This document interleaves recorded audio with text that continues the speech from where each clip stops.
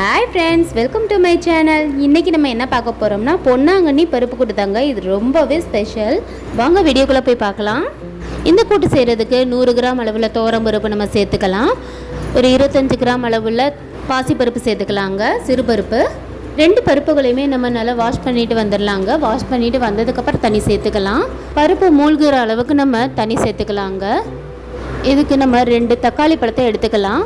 தக்காளி நல்லா பழமாக இருந்துச்சுன்னா ரொம்பவே நல்லாயிருக்கும். இது மேலே இருக்க காம்புகளை நான் எடுத்துகிட்டு நான் சேர்த்துருக்கேன். 2 பல்லு நம்ம பூண்டு சேர்த்துக்கலாங்க. ஒரு 1/2 டீஸ்பூன் அளவுக்கு ஜீரகம் சேர்த்துக்கலாம். ஒரு 1/2 டீஸ்பூன் அளவுக்கு மஞ்சத்தூள் சேர்த்துக்கலாங்க. இது நல்லா கிளறி விட்டுக்கலாம். ஒரு 1 டீஸ்பூன் அளவுக்கு நல்லெண்ணெய் சேர்த்துக்கலாம். நீங்கள் விளக்கெண்ணெய் கூட சேர்த்துக்கலாங்க. எண்ணெய் சேர்க்குறதுனால நல்லா மலர்ந்து வரும், மணமாகவும் இருக்கும். இது ஒரு 3 விசில் வச்சு நம்ம எடுத்துக்கலாம். பருப்பு நல்லா மலர்ந்து வந்துருச்சு. இதை நம்ம ஒரு மத்து வச்சு கடைஞ்சி வச்சுக்கலாம்.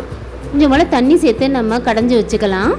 ரொம்ப மசால் பண்ணிடாமல் அங்கங்கே பருப்பு இருந்துச்சுன்னா சாப்பிட்றப்ப ரொம்பவே டேஸ்ட்டாக இருக்கும். பாருங்கள், இந்த அளவுக்கு நான் கடைஞ்சி எடுத்திருக்கேன். கீரையை நம்ம அடுத்து தாளித்து விடணுங்க. இதுக்கு ஒரு கடாயில் நான் 1 டீஸ்பூன் அளவுக்கு நல்லெண்ணெய் எடுத்திருக்கேங்க. இதில் நம்ம 1 டீஸ்பூன் அளவுக்கு கடுகு உளுந்த பருப்பு சேர்த்துக்கலாம். 1 டீஸ்பூன் அளவுக்கு ஜீரகம் சேர்த்துக்கலாங்க.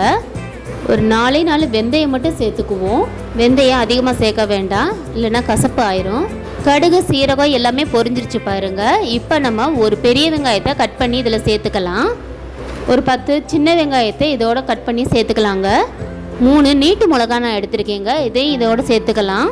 நம்ம காரத்துக்கு இந்த வத்தல் தாங்க சேர்த்துருக்கோம், அதுதான் ரொம்ப நல்லா இருக்கும். பச்சை மிளகா சேர்க்கலாம். அது சின்ன பிள்ளைங்க சாப்பிட்றப்ப வாயில் கடிப்படும், அது ரொம்ப உரப்பு தட்டிடும். வத்தல் மட்டும் சேர்த்துருக்கேங்க. நான் இதுக்கு 1 கட்டு அளவுள்ள பொன்னாங்கண்ணி கீரையை மஞ்சள் பொடி போட்டு வாஷ் பண்ணி வச்சுருக்கேன். இதை இதோட சேர்த்துக்கலாம். இது பச்சை கலர் பொன்னாங்கண்ணி கீரைங்க.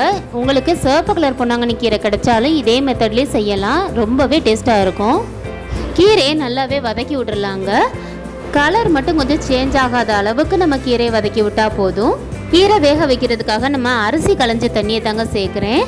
இது 1 கப் அளவில் தண்ணி இதை நான் சேர்த்துருக்கேன். இந்த தண்ணி கண்டிப்பாக சேர்க்கணுன்றதில்ல, சேர்த்தா ரொம்பவே வாசமாகவும் இருக்கும், டேஸ்ட்டாகவும் வரும், அதுக்கு தான் சேர்த்துருக்கேன். இப்படி தான் எங்கள் பாட்டி சேர்ப்பாங்க. கீரை நல்லா வதங்கிடுச்சு பாருங்கள். இப்போ நம்ம ஒரு மத்து வச்சு லைட்டாக மசிச்சு விட்டுக்கலாம். கீரை வெந்துருச்சான்னு பார்க்குறதுக்கு 1 எடுத்து கிள்ளி பாருங்கள். நம்ம வேக வச்சுருந்த பருப்பு மசியலை இதில் சேர்த்துக்கலாம். பருப்பு சேர்த்ததுக்கப்புறம் கீரை கலர் பாருங்கள், நிறம் மாறாமல் இருக்கு. நம்ம சேர்த்த பருப்புகளோட கீரை வெந்தால் தான் இன்னும் டேஸ்ட்டு கொடுக்கும். ஹோட்டல்காரவங்க யூஸ் பண்ணுற ஒரு சின்ன மெத்தட் தாங்க யூஸ் பண்ண போகிறோம். அவங்க சொல்லி கொடுத்த ஒரு டிப்ஸ் தான் இது. நம்ம வீட்டில் இருக்க மசால் பொடி தாங்க. நம்ம வீட்டில் இருக்க குழம்பு மிளகாய்த்தூள் ஒரு 1/2 டீஸ்பூன் அளவுக்கு நம்ம சேர்த்துக்கலாம். 1/2 டீஸ்பூன் அளவுக்கு பெருங்காயத்தூள் தாங்க சேர்த்துருக்கேன். 1/2 டீஸ்பூன் அளவுக்கு நம்ம தூள் உப்பு சேர்த்துக்கலாம். கீரைக்கு மட்டும் நம்ம கடைசியாக தாங்க உப்பு சேர்க்கணும்.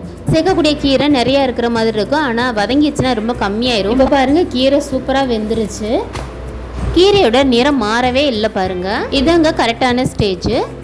இப்போ நம்ம இறக்கி வச்சிடலாம். இந்த கீரையை நம்ம சூடான சாதத்தில் போட்டு சாப்பிட்றப்ப கண்டிப்பாக நெய் சேர்த்துக்கோங்க. நெய் சேர்க்குறப்ப இன்னும் நல்லா டேஸ்ட்டாகவே இருக்கும். குழந்தைகளும் ரொம்பவே விரும்பி சாப்பிடுவாங்க. இது கண்ணுக்கு ரொம்பவே நல்லதுங்க. உடம்பு சூடு ஃபுல்லாக குறையுங்க. ஒரு சில பேர் இலைகளை அரைச்சி சேர்ப்பாங்க, ஆனால் நாங்கள் அரைக்கலை. அரைச்சி சேர்த்தா அதோட பெனிஃபிட் கிடைக்காது. இதை நம்ம இப்படியே சாப்பிட்றது ரொம்பவே நல்லா இருக்கும். இந்த வீடியோ உங்களுக்கு ரொம்ப பிடிச்சிருந்துச்சுன்னா லைக் பண்ணுங்கள், சப்ஸ்கிரைப் பண்ணுங்கள், ஷேர் பண்ணுங்கள். மீண்டும் அடுத்த வீடியோ சந்திக்கிறேங்க. டாடா, பாய்.